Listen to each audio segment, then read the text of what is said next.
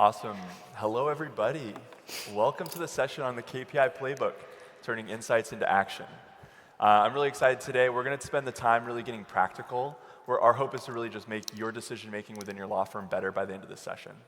We're going to start conceptual, but really spend a lot of time unpacking real-world examples. I'm excited for Peggy to take us through some of those. But before jumping in too deep, I did want to make sure we introduced ourselves. My name is Mitch Knopf. I'm the Strategy and Operations Director at Clio. Our team really helps drive the operating rhythm at Clio. And what that means is we really spend time developing and facilitating strategy at Clio, turning that into a plan with objectives and key results associated with it.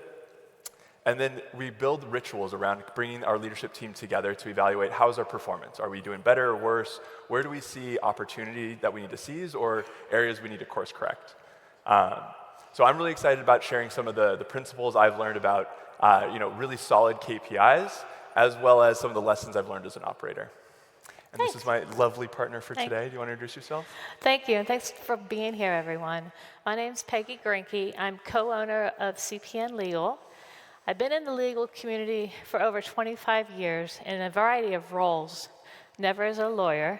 I've been a Clio consultant for 15 of those years, and 10 years ago, we started CPN Legal out of my passion to help lawyers succeed.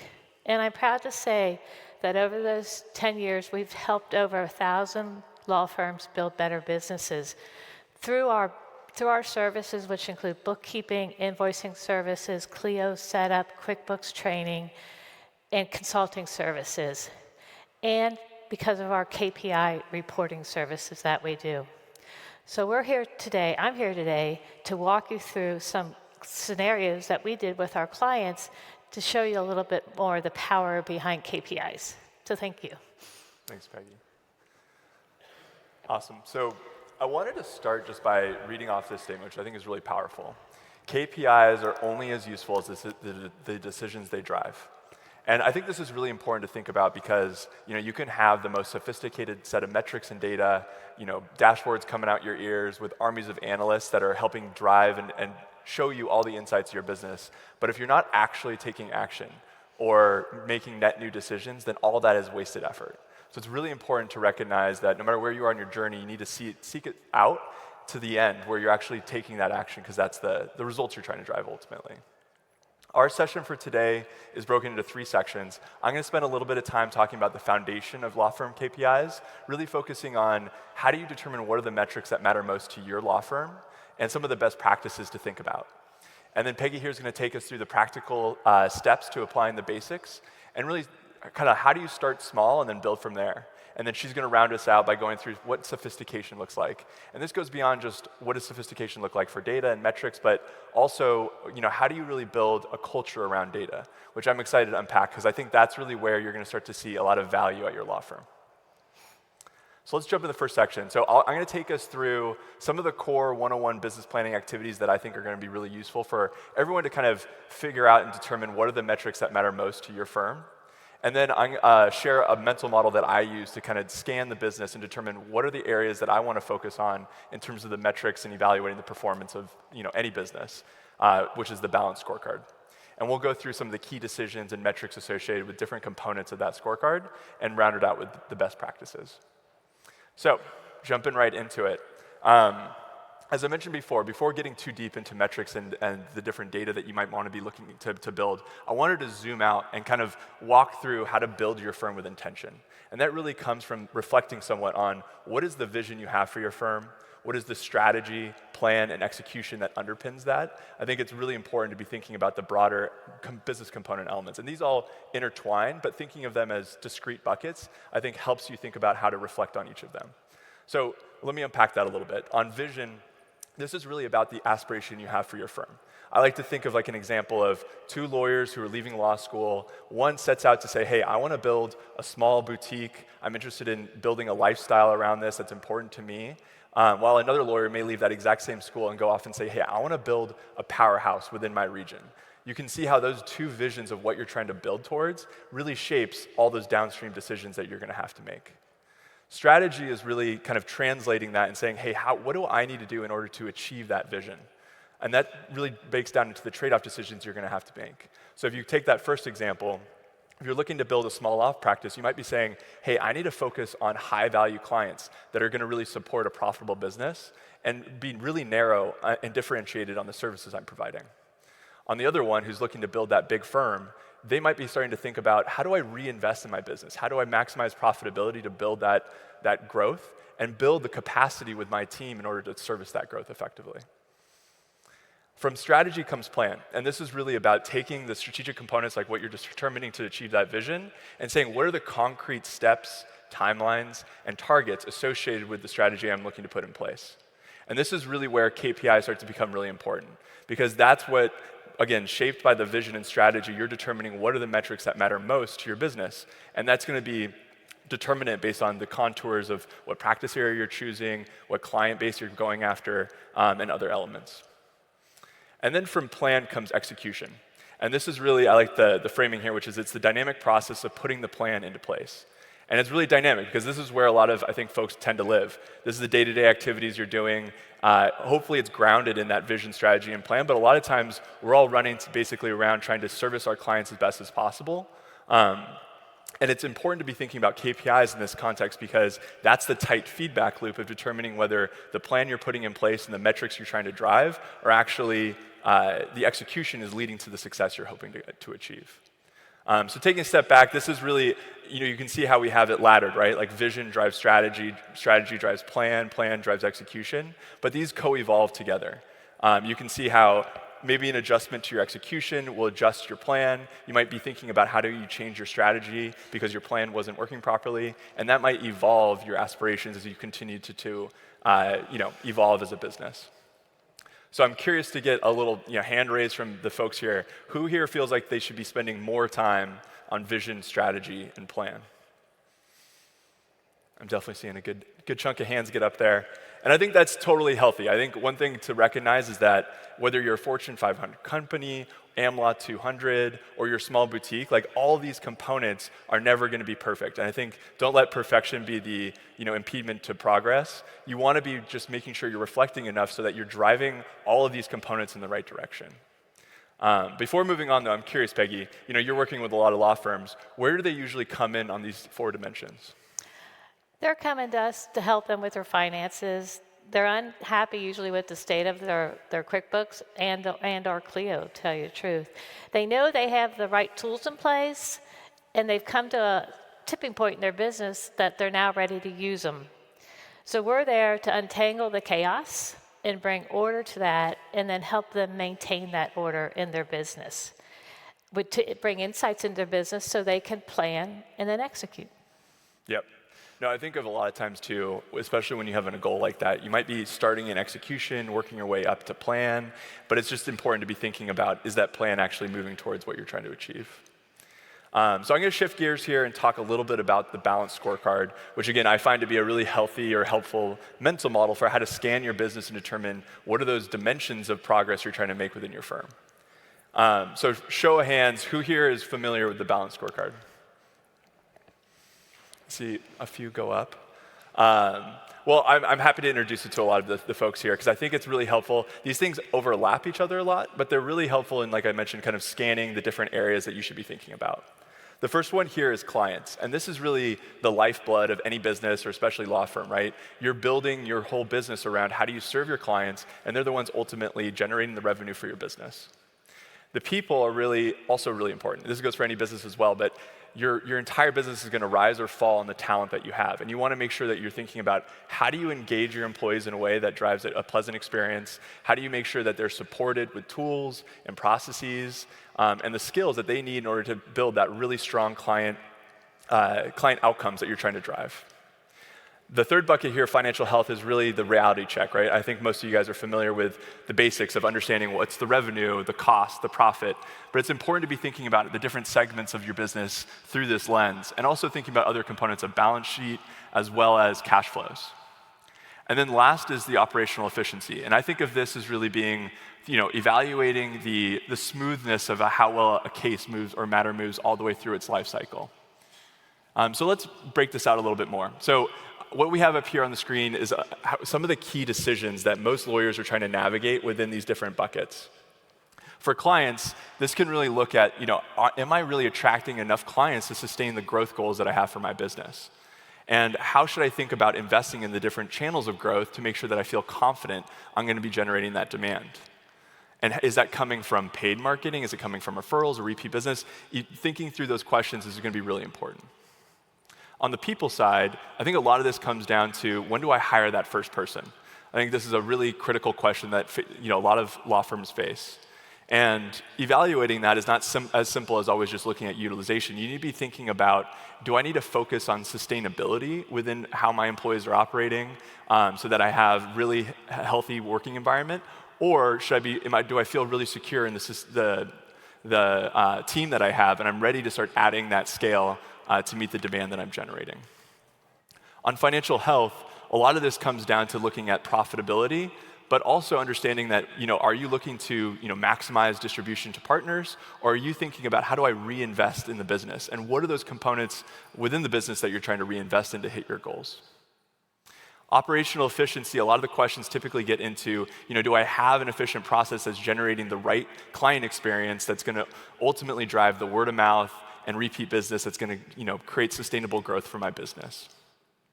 So let's look at some of the metrics that underpin how to think about these questions. And I always think about, there's going to be multiple metrics that you're going to be using to help you understand how to triangulate the direction you want to go. We talked a little bit under clients as, am I growing fast enough and how am I getting there? You might start to be looking at metrics around, what's the revenue that I'm trying to generate? How much revenue am I getting per client? And am I acquiring enough clients through the channels I'm investing in? I kind of mentioned earlier, you might be thinking, discreetly about paid channels, but also you need to be thinking about referrals and repeat business. A lot of that comes down to looking at other metrics, like how satisfied are your clients? Are you getting enough of that repeat business that you'd expect given the practice areas you might be in? On the people side, we talked a little bit about, the questions around, when do I hire someone new? And again, this doesn't just come down to understanding utilization of your lawyers and whether you're feeling like everyone's at capacity, but it's also about understanding, what's their employee experience? What's their satisfaction? And are you seeing a lot of turnover? If you see that your turnover rates within your employee or staff base is growing or high, you might want to start thinking about, how do I build the right processes or learning and development in order to make sure that they feel supported and they're driving that client experience. Once you have that really healthy team, you can continue to grow from there. On the financial health, a lot of times, I see this as being really, like, one of the critical questions is, what portions of my business are profitable and which ones are not profitable or less profitable? And I like to think of, how do you segment your business in a way that allows for you to dissect what areas are more or less profitable? And that might be looking at a location by location profitability, or practice area by practice area if you have multiple practice areas. You can also be looking at a more granular level of, what's the profitability per lawyer, or what's the profitability per case. And by looking at some of the underlying components there, you're able to really identify the outliers. Which ones are the business I want to double down on, and what's the business that I either want to remove or figure out how to optimize, essentially. The last one here, operational efficiency, we talked a little bit about speed, optimizing for the throughput of your cases, or maybe looking to build that unique differentiation around a high quality experience. When you're thinking about building for speed, it's about understanding the different components of the process and breaking it down. Where are folks spending too much time and being too inefficient? Because that's where you're going to be seeing growing costs and a lot less profitability, particularly at a matter level.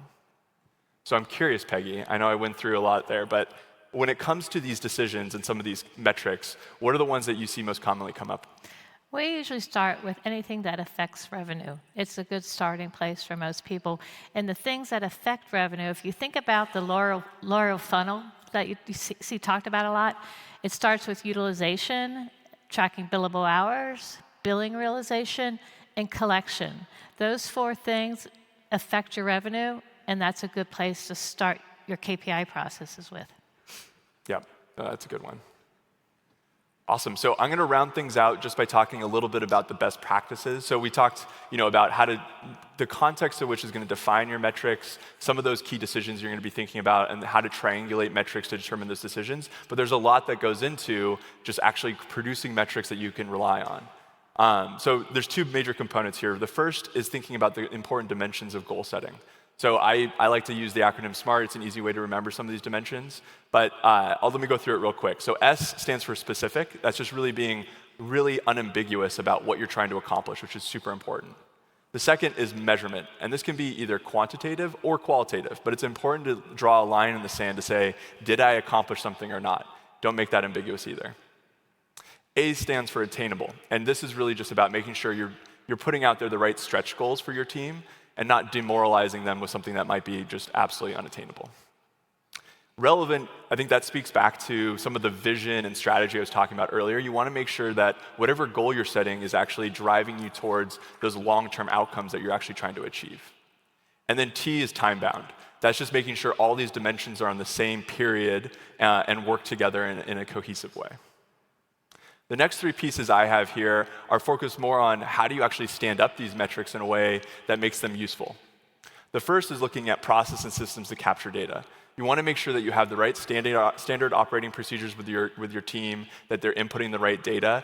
That one of the biggest challenges that a lot of law firms come up against is incomplete information. If you don't have complete information, that doesn't put you in a great position to make the right decision. The second is reviewing, cleansing, and maintaining that data. And this one's tough. Like a lot of law firms and just general businesses, right? If you're not putting in place those right processes and systems, and even if you have them in place, sometimes they're not fully abided by, that puts you in a position where you don't have apples to apples data. And if you don't have that, then again, you're not going to be necessarily making the right decision. The third here, and I think this gets overlooked a lot, is making sure you're building the right capacity and skill set within your law firm to ultimately review that and find the insights that are going to drive those decisions. You want to be thinking about how do I build rituals and bring the right team members into those to make sure that you're evaluating your data and making those decisions that are ultimately going to drive and propel your business forward. I've been talking a lot about the concepts. I'm excited, Peggy, to jump in here and talk a little bit about the real-world examples to bring this all to life. You want to jump right in? Yeah. Backwards, sorry. So thank you for setting the stage for me, Mitch.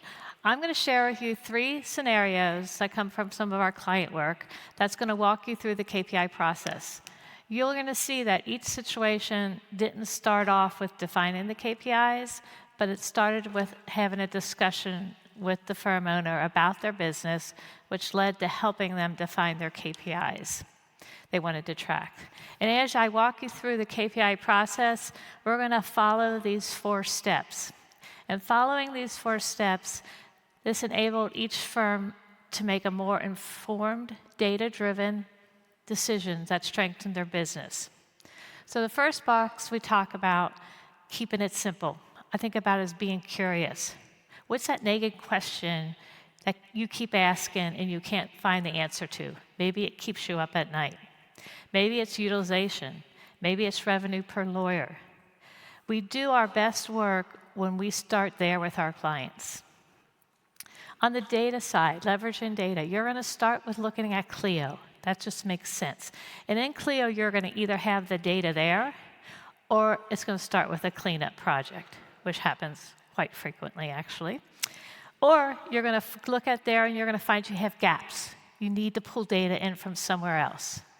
The other thing that's going to happen, which is really kind of exciting and we use a lot, is you're going to find a way to use CLEO's custom fields to pull in more information to pull into your reports. On 3, on the baselines. Baselines are there for you to set to look at your strengths and weaknesses. They are not easy to get. That it relies on historical data, and most of the time when you start this process, you're going to find your historical data is not always good data. That's sometimes where we depend on benchmarks to get baselines. Targets are there. I like to think of them as helping you celebrate success. They're there to help you stay on target towards your goals. And the last one is where it brings your KPIs to life. Think about it as the visualization of am I on the right track? Am I going in the right direction? Do I need to make change? It's those reports that help you bring them to life, make a change, put it into action, make your data-driven decisions. That step is not an easy step either. So we're going to walk through some of these processes. The first one is all about revenue, which is the most good place to start.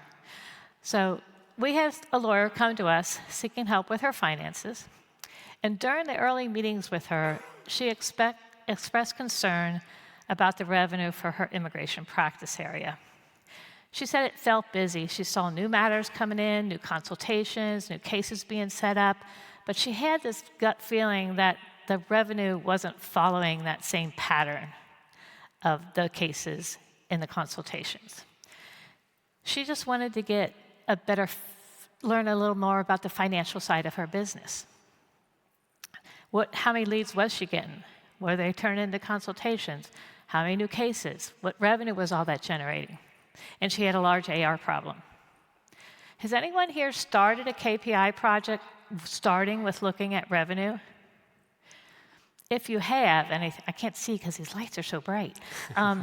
If you have, you probably quickly learned that the revenue number may be the number you want to start tracking. There are a lot of other factors that affect that number that are also going to have to be monitored down the road. So when we looked in CLEO for her data, our second box, all the data fields were there. We were going to track revenue and matters by practice area. But when we looked in CLEO, her data was not clean, so it's going to start with a cleanup project focusing on cleaning up her practice areas. For leads, consultations, and conversion rates, the way they were trying to track this in CLEO Manage, while it was very creative, it did not lend itself to being extracted to build meaningful reports out of. So this step, we decided to focus on implementing new software and technology, which was going to be CLEO Grow, and then developing the written SOPs and training her staff. So that would become a KPI we would focus on next year. So our goal here was to track immigration revenue to see if this was creating her flat revenue issue and increasing her AR. And based on her 2024 baseline data, which, by the way, we could now go back and get after we cleaned up CLEO's practice areas, we could set targets. The problem was getting that baseline data. She found that the immigration area on the revenue side was definitely a weakness in her business. She was kind of surprised that the number was as low as it was. But the good thing out of that exercise was she's able to set a more realistic target for our project we were working on here. By starting here with these two KPIs and having all these discussions, we would end up finding another piece of data that led us to finding the reason for both the increasing AR and the flat revenue. So with KPIs in place for 6 months or so, we got curious and learned something. We have on the top new matters by practice area, and on the bottom is revenue by practice area, and the blue line is immigration. The SOP for her immigration cases required a 50% retainer up front. They were all flat fee. 50% retainer up front and payment plan for the remaining part of it. Looking at these graphs, you can kind of deduct that the SOP was not being applied to these immigration matters. The monthly revenue did not line up with the number of new cases that were coming in. We think we had found the white elephant in the room for the revenue issue. So applying these 4 steps, we had a specific problem, we got the data, we tried to set the baseline. Well, actually, we did set the target based on the baselines, and we built some great reports. Building those reports made us change and pivot. We found we have to track another data point to get to the problem. And so we decided to track the number of new immigration cases and the retainer collected on those new cases. The target was going to be 100%. In other words, the attorney had 0 tolerance.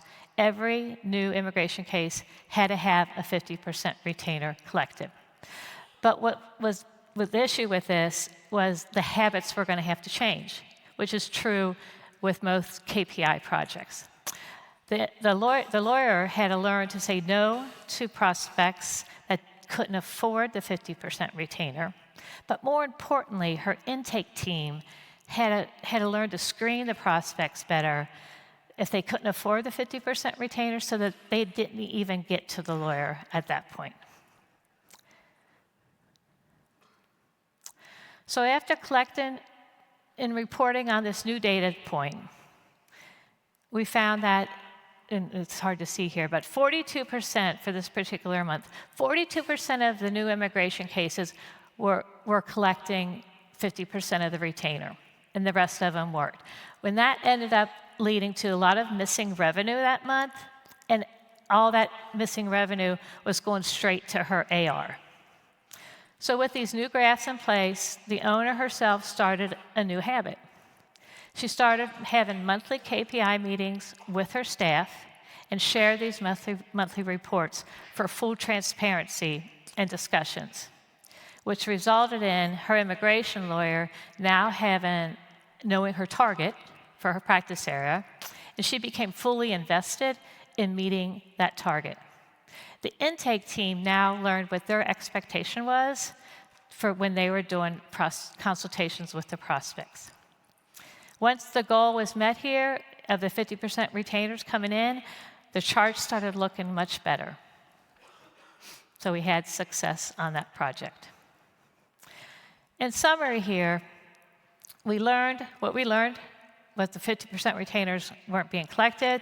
When we fixed it, the impact was fixing her revenue and improving her AR, and also getting her staff involved in the process of helping her improve her business. If you're going to track revenue as a KPI, be sure to remember to couple this with tracking other metrics that affect it, like number of new matters. And remember that lawyer funnel, you're going to have to track utilization, billable hours, billing realization, collection, because all these other metrics have effects on that revenue number. You can't fix the revenue problem until you figure out what's creating the problem. So tracking one KPI will lead you to tracking another metric, which will lead you to tracking the source of the revenue problem. It's kind of like that book, if you give a moose a muffin, he'll ask for more. The KPI process kind of becomes contagious. So stay curious and you'll keep finding more to measure and monitor. We're going to move on to scenario number 2, and this one I'm sure a lot of you would be interested in looking at. It's your flat fee profitability, okay? This is one we also get a fair number of requests to track, but we're not always able to because we don't have good data in Clio. This KPI project then turns into a cleanup project or getting SOPs in place.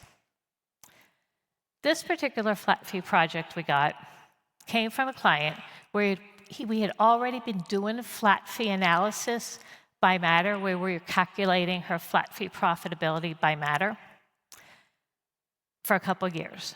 But now she wanted to add a new scope to that to get different data, different reports, and different charts. This kind of is an example when we work with our clients that over time, the business needs change, so we change with it by getting rid of different reports and bringing in new charts for them to look at. This case, the firm owner had a plan, needed the data to make the right financial decisions, adjustments. She needed to track the gross margin on her estate planning package plan types. And then she was also going to be introducing artificial intelligence. And she wanted to put something in place to track the average case hours, average plan hours, so that when she put that in place, she had some information to compare that to. So a show of hands out there, how many of you have tried to track profitability of flat fee cases? Yay, good, because you're going to be challenged here. How many of you are actually confident in your numbers? Okay. This particular KPI project we did with this firm owner, she was a very business savvy lady, was one of the cleanest report builds we did because of this SOP. All the data was clean and consistent in Clio. and in particularly because of bullet number 5 there. Everyone was tracking their hours in CLEO, and on Flat Fee Matters, their tracked as non-billable time. That's the hardest one to get your team to do, right? And without this data, this SOP being followed, we can't build the reports to get flat fee profitability. So if you're not confident in your flat fee profitability numbers, start here. There may be other reasons your numbers are incorrect, and I'll walk you through some of that, but at least starting here will get you started on the right foot. So to get correct numbers, true correct numbers for profitability, we needed the fully loaded cost of each employee. So we had to go to get payroll data. So for each timekeeper, we needed to know their true hourly wage rate. And then we also needed to know the employer taxes associated with that wage rate, and then any other employer 401k benefits, anything that was related to that timekeeper that was coming out of payroll that the employer was paying. And then the other thing we had to get out of QuickBooks for this particular owner, she wanted to apply to each timekeeper a % of her total firm overhead from QuickBooks. And total firm overhead includes things like marketing, rent, IT, insurance, supplies. And just for a tidbit here, it's not something you have to always get is that number. She just particularly wanted that. Just getting the payroll number alone is a fine place to start. So, getting baselines. We could build her baseline data because we've been doing this, collecting a lot of data for a few years. We just had to do a little bit of work to do the gross margin calculations. But we learned something new going back and getting the baselines. In 2024, she had actually changed the deliverables in some of her estate planning packages, enough she felt that she was no longer comparing apples to apples. So when an existing plan package was going to be reworked, she had inside CLEO create a new package plan type to track. In her CLEO, we had set up the package plan type as a custom field.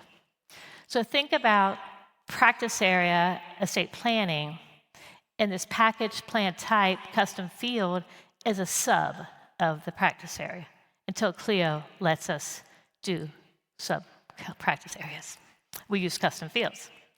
And she set a target. She wanted to increase her gross margin, which was tied to her budget projections. So here's an example of a spreadsheet chart that came out. There's a lot of data behind these numbers. But let's look at the column that says true cost. This number is a result of the non-billable hours pulled out of CLEO times that total loaded full cost of the employee, which included the payroll cost, the taxes, and that overhead amount. So now she had, looking at this, we had the gross margin for each package plan. She also had the average case length and hours of each package plan. So now that she had this data, she could do some what-if scenarios for what she was after. What she was going to do is obviously at the end of the year, she was going to give people some raises, and she wanted to see what that effect of raises would be on her gross margin on these package plans, which meant she probably would have to increase her package plan prices to maintain the same gross margin, or if she wanted to increase her gross margin, she could figure out how much more she would have to charge on her package plan. It was kind of a neat process. Since we had average case hours by package, when the artificial intelligence was introduced, she could see how much the AI would reduce her average hours per plan, and we had her baseline built. Being curious, though, you'll notice that her package plan 3, which was her most expensive package plan, had the lowest gross margin. This led her to think about three things. Remember, looking at data helps you make better decisions, right? And at this point, I don't know what month we were in, but we were maybe mid-year. She had to ask herself three things. Maybe I changed the deliverables mid-year on this, and there was actually more work being done, and I didn't adjust the plan price. The other thing that can happen is you think about matter complexity and lawyer skill set. Maybe she had the wrong lawyers assigned to that matter type, which would lead to more hours having to be worked if you had a lower skilled lawyer working on a more complex matter, would put more hours in. The other thing I just forgot, it will come back to me. It's a good one. Shoot. Oh, well, it'll come back to me later. Okay. All right. So that wraps up that one. But the lesson there learned was that since we were tracking that data, she found an issue in her gross margin on that package plan. So she could go, oh, I know what it was. The third one was the billing rate on those matters could be wrong. So inside of Clio, those attorneys' billing rates could have been set incorrectly. So that she had three things she could look at to make sure that package plan 3 was actually being priced correctly. Now let's move on to marketing. We're going to look at client acquisition costs. It's another fairly common request we get, but it's also difficult to execute on. How many of you actually have an average acquisition cost number? Not many of you, as I can tell with the spotlights on me. One reason this number is hard to get is due to a lack of a CRM system in place. That is really important to have in place to track the leads, the consultations, and the new clients. The other reason this project can lose traction is the financial data is not good. And what do you mean by financial data? When we look at a firm's finances in QuickBooks, we dig into the profit and loss statement. And we look at 3 areas and design the P&L statement to report on 3 areas of expenses: payroll, marketing, and firm admin expenses. When we get into their QuickBooks and we look at that chart of accounts, if those marketing expenses are not grouped together with a chart of accounts and sub-accounts, this project starts as guess what? A cleanup of the chart of accounts. So we make sure we have all the marketing data in one bucket, okay? So going through the 4 buckets, we had an exact target client acquisition cost. We knew where we were going to get the data. Baselines. We didn't have baselines on here. And the reason we didn't have baselines was because he didn't have a CRM system in place. This project actually started in 2023. And he's been tracking this since 2023. And we actually found out some interesting data in 2024, which is why I'm using this as an example. So working with one of our clients who did have really good financial marketing data and spent a fair amount on marketing, he wanted to know his client acquisition cost for his marketing spend. So we looked at his P&L, and I ran a P&L as percent of income. And the percent of income report shows what portion of your income is allocated to expenses. It's an interesting report. He had a healthy 8.5% allocated to his marketing.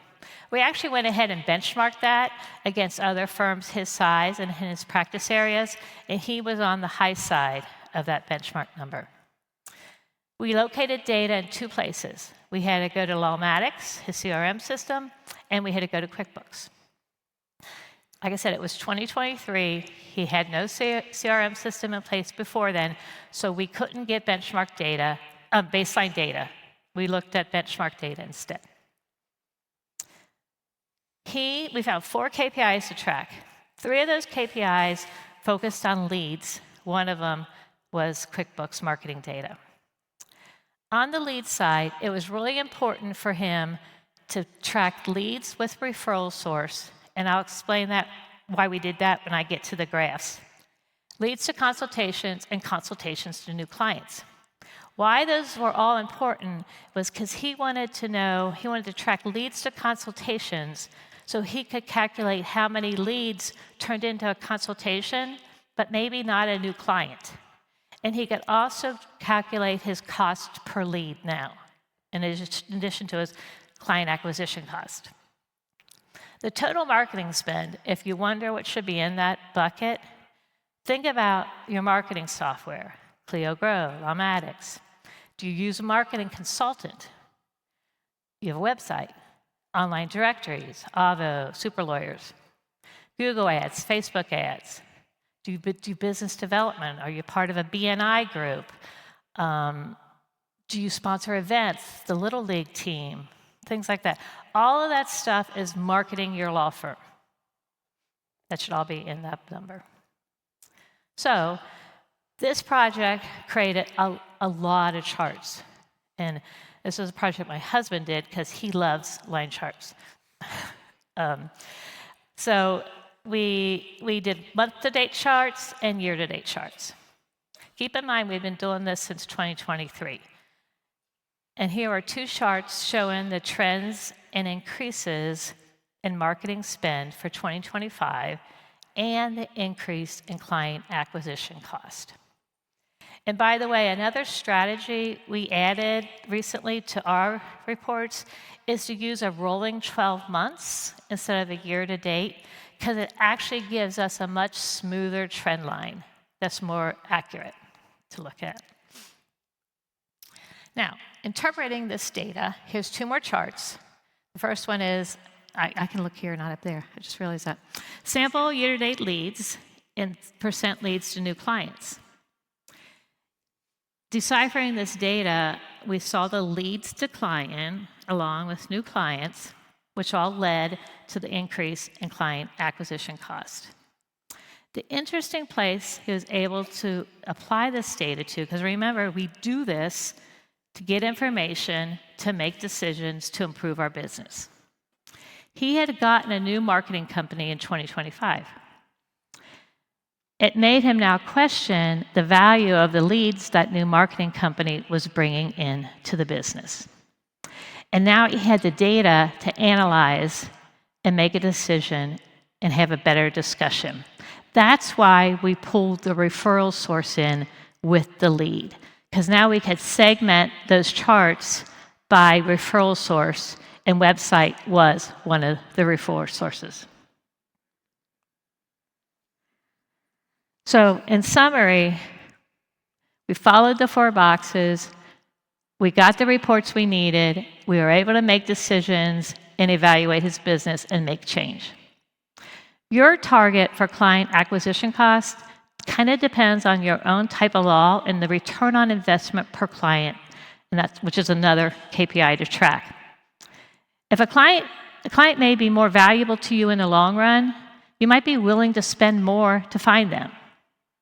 Tracking leads and consultations is an essential exercise. For many firms, this is the pipeline. This pipeline is the foundation of your future cash flow. So think about that as you grow, the importance of tracking those leads, consultations to new clients, and getting that data in place.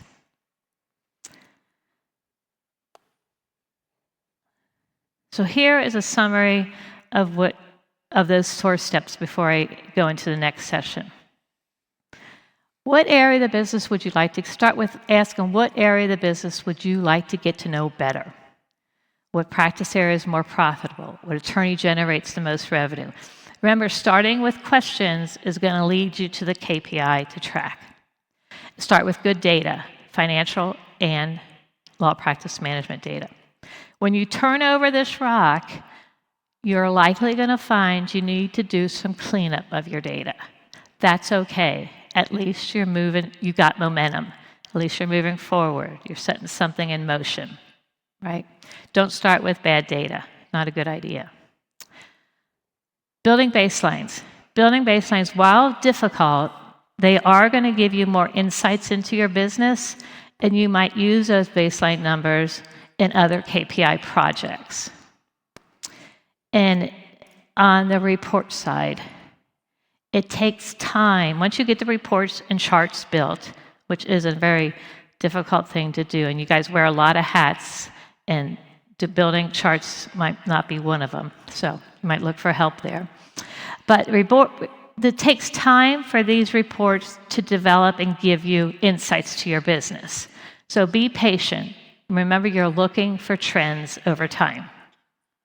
We're going to go into the last section here, and I have one more KPI scenario to go over, which is really interesting. It's going to demonstrate how we did a deeper dive into the firm's data and how we involved the whole team into the success of his business.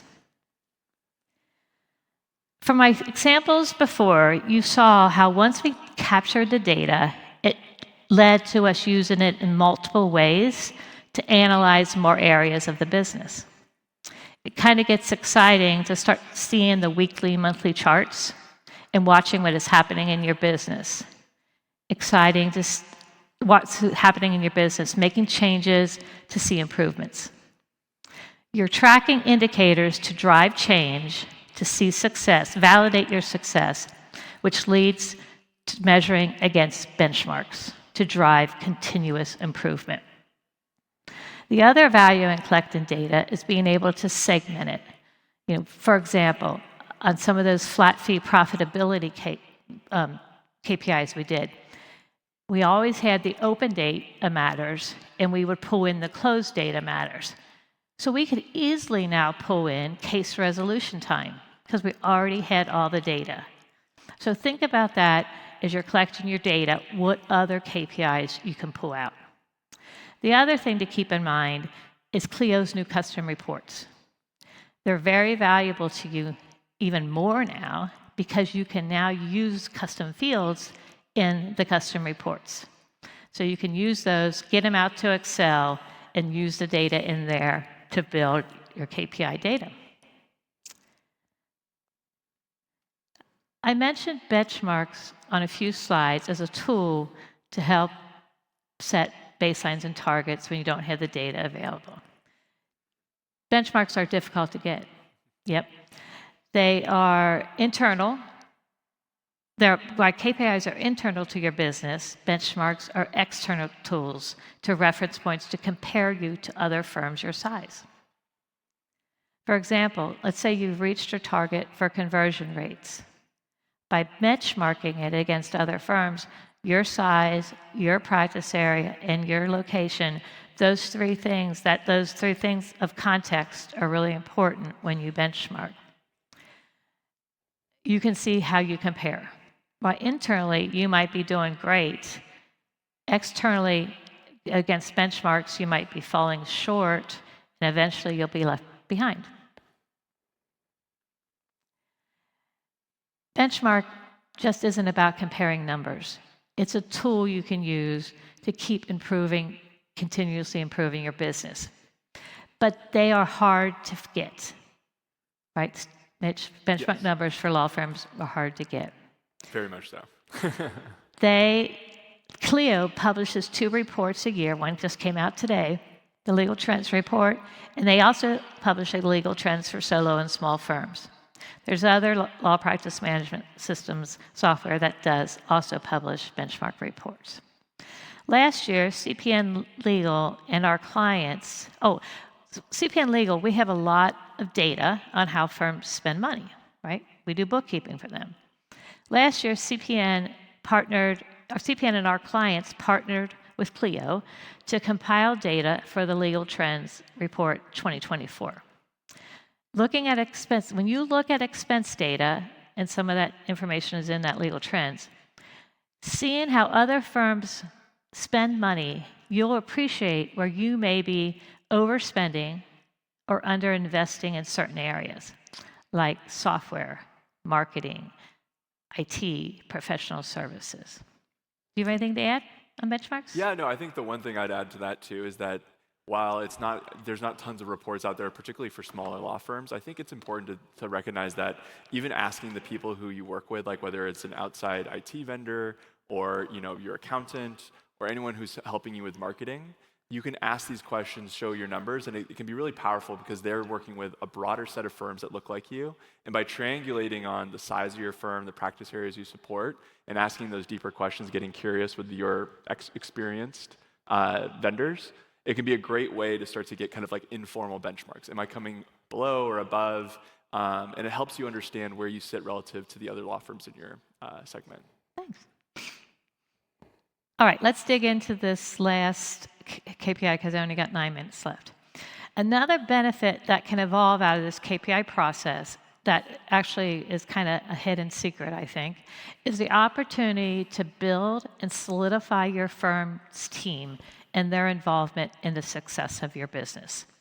I'm going to walk you through this 4th KPI project where we dug a little deeper into the business and the data to develop some interesting KPI charts and built a firm-wide culture around data where these 5 points came to life. It started with talking about growth and capacity planning. It is a question we constantly get. When do I know when I should hire my next attorney? Usually it starts with when should I know when I hire my first attorney? That question relies on a couple different things. Some of it is when can I afford to hire my first attorney, which means tracking a whole different set of KPIs. The other question is, you have to look at your team's current capacity, which is what we're going to do here. For this particular client, he'd been in business for a few years, cash flow was really good, and he was growing quickly, almost too quickly. He was now experiencing growing pains with staffing, lack of SOPs. Might sound familiar. If you grow too quick and don't have SOPs in place, you kind of forget about them because you're growing.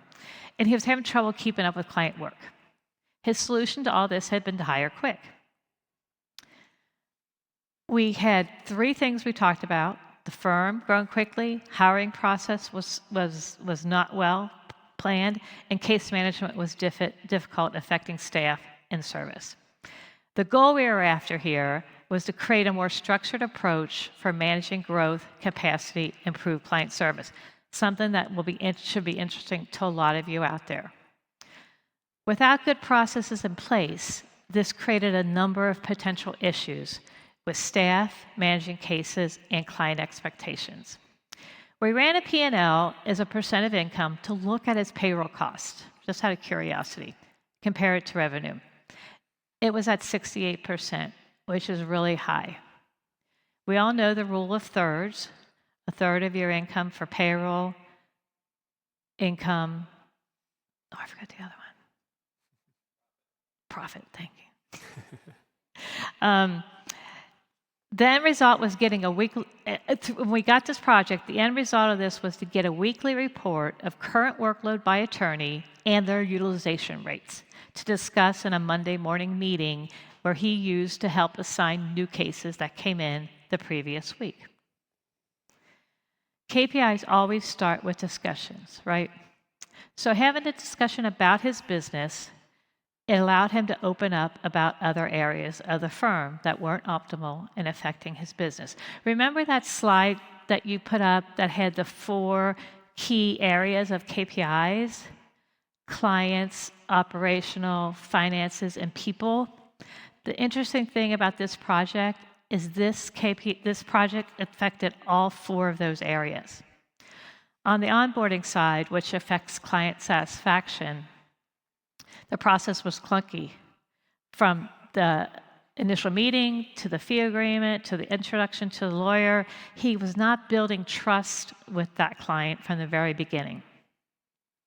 Operationally, which affected financials, people, and client satisfaction, he had no SOPs in place for training staff, which was a real problem since he was hiring so fast, and handling legal tasks. And document prep was a bottleneck. A lot of times it was just cut and paste. And on the people side, he knew that they weren't getting well trained, but he also had a feeling he had a utilization problem. So from this discussion, we identified 2 KPIs, which would evolve into finding a lot more data to collect. Our goal was to track current workload by attorney and utilization, and determine if the attorneys had capacity for more cases and if they were overloaded before hiring. The weekly utilization report was delivered every Monday morning via email, helped identify when the attorney's maximum caseload was reached, if they were all at full utilization. To get more granular with utilization, this particular attorney decided that he wanted to track both non-billable client work and billable client work into that real utilization number. So we set Clio up to do that. And here's a sample of the Monday morning utilization email each attorney got. And this was generated out of Clio, where data was downloaded, an Excel program was run, and this report was auto-emailed to each attorney for complete transparency and well communication. Most of the KPIs you're going to choose to track and monitor are actually based on activities and performance of your team, if you think about it. This is why getting them involved is important to the success of your KPI process and your business. It's going to help ensure better discussions, outcomes, and make your firm a better place to work.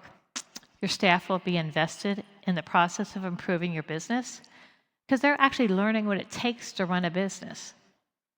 If they get bonused on collections, by the way, they're going to have a real vested interest in watching billing realization rates and knowing the what and why their time is getting written off. And you'll also see, getting these Monday reports, if they're contemporaneously keeping their time, because it's going to be very clear if they're not. So it might start changing some habits as well. Here's a sample of the charts that they reviewed on Monday mornings. There's a lot of data on here. Each attorney had a chart. Remember, it started with tracking current cases and billable hours, which evolved into this. All this data came out of Clio. How does he use this report? He uses it to be more intentional with capacity and case planning, capacity planning and case management. Let's walk through how he uses this. This is Joe Burrow, and he had a utilization rate of 65% that last week. He had 2 cases closed, and he currently has 6 open cases. See that column, matter complexity score? That's where we use this. He had 1 that was a complexity 2, 4 that was a 3, and 1 that was a 4. This became important when he started assigning new cases and leveling out the workload.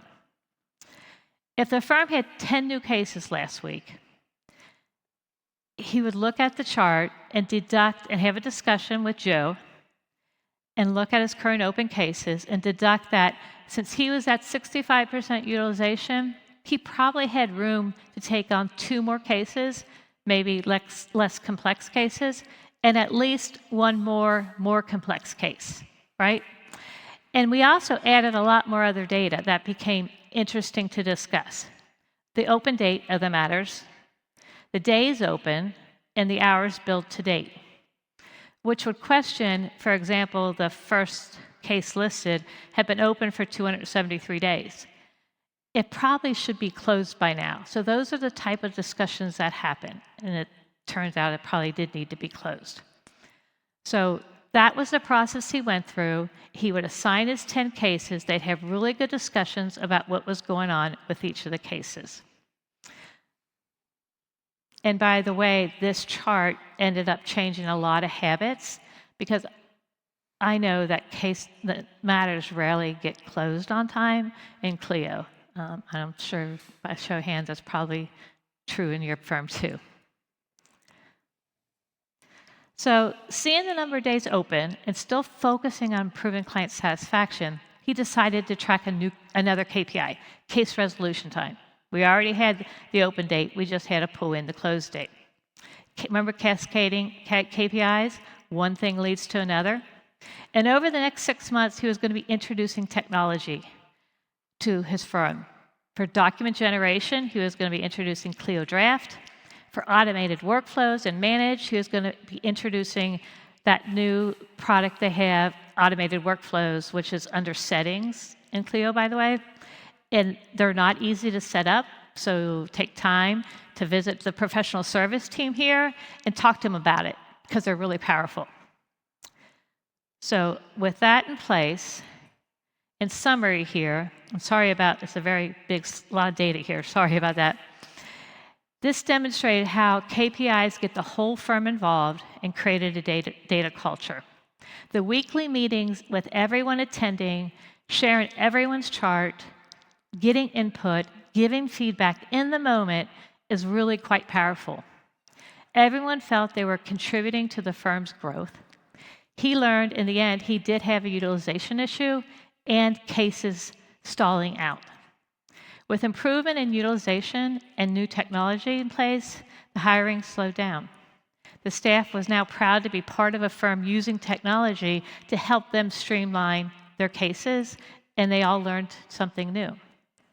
On the impact of, there's a lot of things that happened here. On the impact side, remember those 4 buckets, client, operational, people, and financial? Those were all impacted through this process. Improved net income, improved productivity, staff became more engaged, clients became more happening, a lot going on. So this was a project that was actually a lot of fun to do. So in summary here, to sum it all up, the KP process is not a one-time setup, but a continuous cycle, looking into your business, finding areas to improve. There usually is somewhere there's something to improve or monitor, and tying these to your business goals. Laying out a plan to get your data and build your reports, review, learn from them, make decisions, rinse, and repeat. Why do KPIs matter? KPIs matter because they increase profitability. They improve operational. They improve operationally. They enhance client satisfaction. You might actually sleep better at night now, right? And they're essential to track for you to learn more about your business and so you can improve and grow. So what are our next steps here? Yeah, no, I appreciate Maggie. And I think I wanted to leave everyone with at least one comment on I think you highlighted curiosity as being so important to this whole process. So when it comes to your business and starting small, being curious about how to improve your business is really the starting stepping stone. And from there, the more that you can share with your teams and the broader staff within your business of, hey, what are we aspiring for together? What are the strategies we're employing? And how do we think together about being curious about our business in a way that allows for everyone to be working together towards that common objective? It can be extremely powerful. And through this last example, I think is a great way of showing that engagement and how it really yields a lot of high impact for the business. I forgot to mention at the top of the hour, but we're probably going to run out of time in terms of Q&A. Peggy and I are going to stand at the back of the room, though. We're going into lunch, so we have plenty of time to ask or answer any questions you guys might